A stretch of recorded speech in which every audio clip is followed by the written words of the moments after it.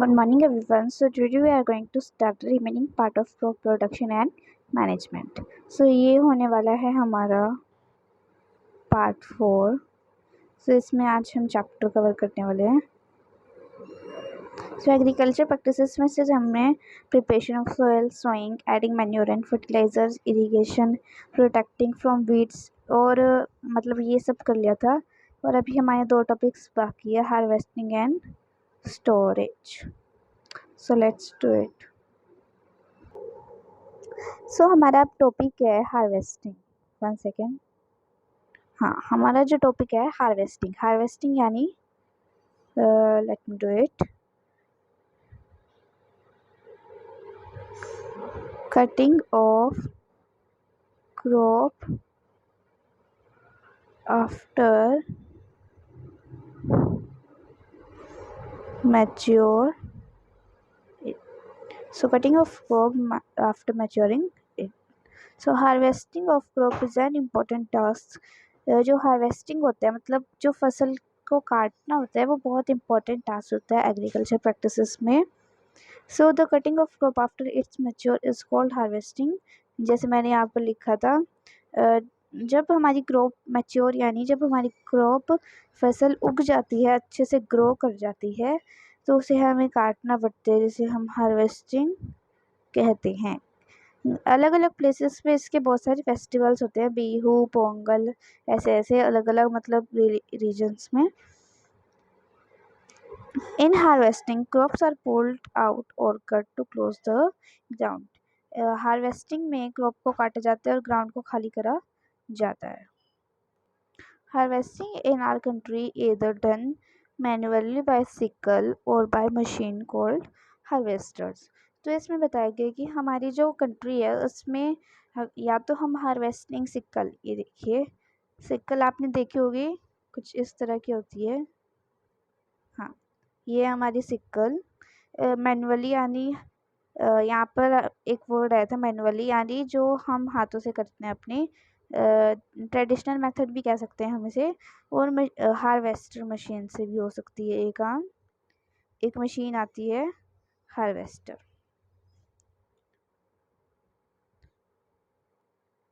In the harvested crop, the crop seeds need to be separated from the shaft. This process is called threshing. अब इसमें बताया गया है कि जो हमारी हार्वेस्टेड क्रॉप है यानी जो कटी कटाई हमने क्रॉप फसल रखी है अपनी, उसमें से हमें शाफ यानी जो एक्स्ट्रा वो होता है भूस होता है उसमें, उसको और ग्रेन को यानी जो हमें चाहिए बीज को, ग्रेन यानी मतलब बीज को जो भी हमें चाहिए थी फसल, उसको अलग करना होता है. तो इस प्रोसेस को हम क्या बोलते हैं?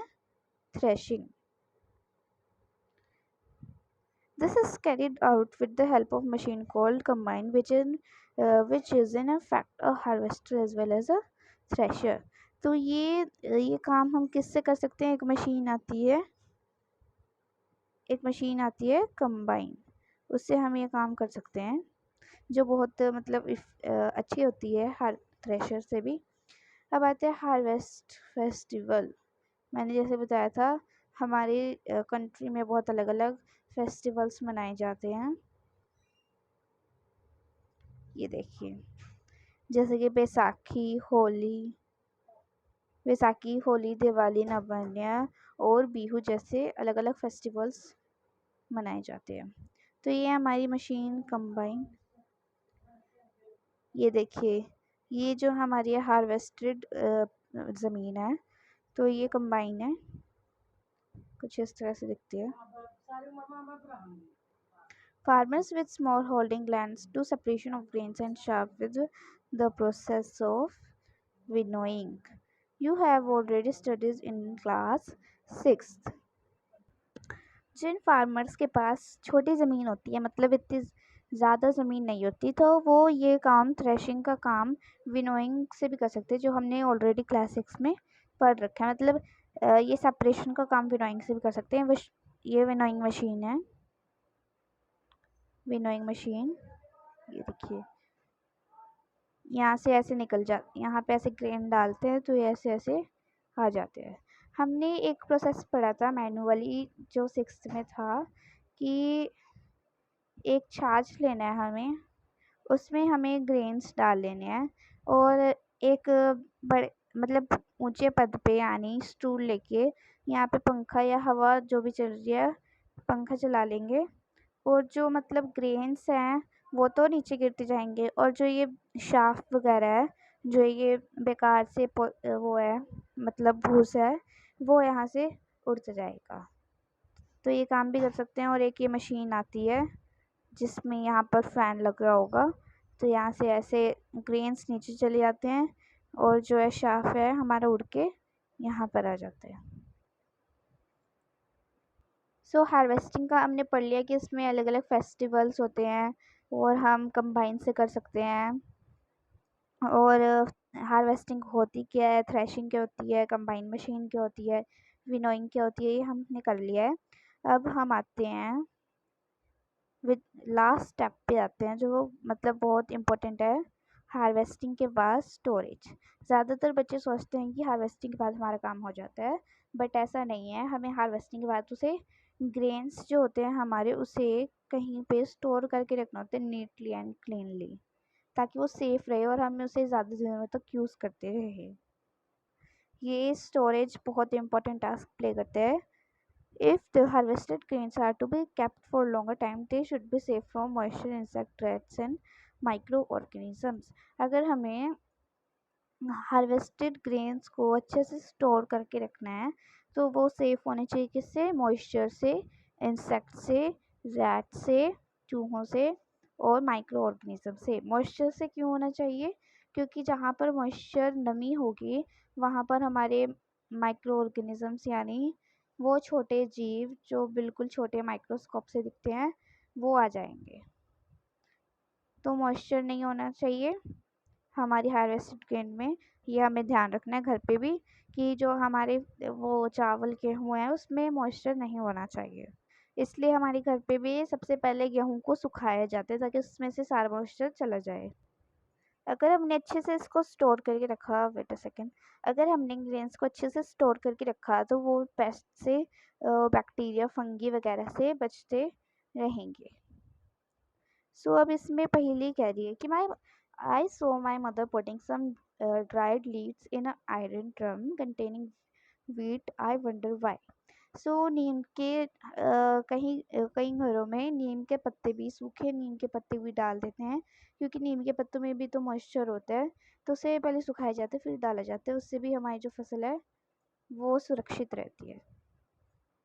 सो ये तो हो गया हमारे घरों की बात। उसमें एक ड्रम होता है, हमारे घरों में ड्रम होता है जो आपने देखा ही होगा, या फिर बोरी होती है, बोरी को क्या कहते हैं, ग्रेनरीज होती हैं कुछ इस, सॉरी इस टाइप की तो नहीं होती, इस टाइप की कुछ ऐसे होती है। सो यहाँ पे ये जो ऐसे ड्रम होते हैं उसमें रखे जाते हैं और कई लोग मतलब माचिस भी रख देते हैं उसमें अपने हार्वेस्टेड ग्रेन्स में। सो ये होते हैं silos and silos for storage of grains. अब फसल तो हमारी बहुत सारी है तो उसे कहीं रखना होगा सेफली। तो बहुत बड़े बड़ी मतलब बहुत सारी फसल जब हो जाती है तो उसे इस तरह के साइलोज में रखा जाता है। साइलो से बड़े बड़े से ड्रम्स होते हैं, बहुत बड़े होते हैं, इनमें रखा जाता है इनको, जो हमारी हार्वेस्टेड क्रॉप होती है। स्टोरेज ऑफ ग्रेन इन कनी बैग्स और ग्रेनरीज। ग्रेनरीज यानी आम भाषा में हम बोरी कह देते हैं।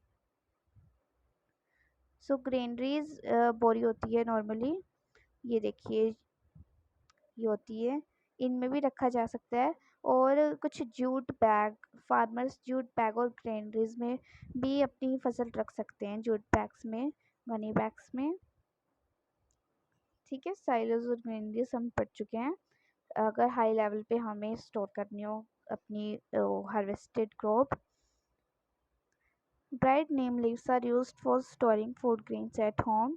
जैसे कि अभी पहले ने बताया था कि जो ड्राइड नीम लीव्स होते हैं वो स्टोर कर वो रखे जाते हैं ग्रेन्स में ताकि प्रोटेक्ट रहे। अब आता है फूड्स फ्रॉम एनिमल्स। मैंने आपको पार्ट 3 में बताया था एनिमल हस्बेंड्री एक टॉपिक आएगा आप पे। हाँ, ये रहा एनिमल हस्बेंड्री। ये एनिमल हस्बेंड्री नॉर्मली क्या होता है, जब हम मतलब जैसे कि कई कई लोगों के घर में, हमारे घर में जैसे हम गाय और भैंस पालते हैं दूध के लिए, या फिर कोई भी जानवर पालते हैं, तो वो नॉर्मली हम उस इसकी केयर करते हैं। बट जब हम बहुत सारे जानवरों को एक साथ पालते हैं तो उसे हम क्या कहते हैं, एनिमल हस्बेंड्री। उनकी वहाँ पर केयर करी जाती है, जो एनिमल हस्बेंड्री होती है वहाँ पर उनकी केयर करी जाती है, प्रॉपर उनको डाइट दी जाती है, ताकि जो है हमें कुछ उनसे प्रोडक्ट मिल सके। जैसे कि मिल्क किससे मिलता है, काउ, बफेलो, शीप, गोट और कैमल से मिलते हैं, तो उनकी केयर करी जाती है। बहुत सारे वहाँ पर पाले जाते हैं, ठीक है। Fish is good for health. Fish हमारी हेल्थ के लिए अच्छा है। We get called liver oil from fish which is rich in vitamin D. ये अदर्स नॉलेज में था। सो यहाँ पर हमारा चैप्टर जो है कंप्लीट हो चुका है। ये है इसके कुछ कीवर्ड्स, और ये यहाँ पे है समरी, और ये इसकी बैक एक्सरसाइज। अगर आपको बैक एक्सरसाइज चाहिए तो आप कमेंट कर देना, बाकी के लिए सब्सक्राइब फॉर मोर।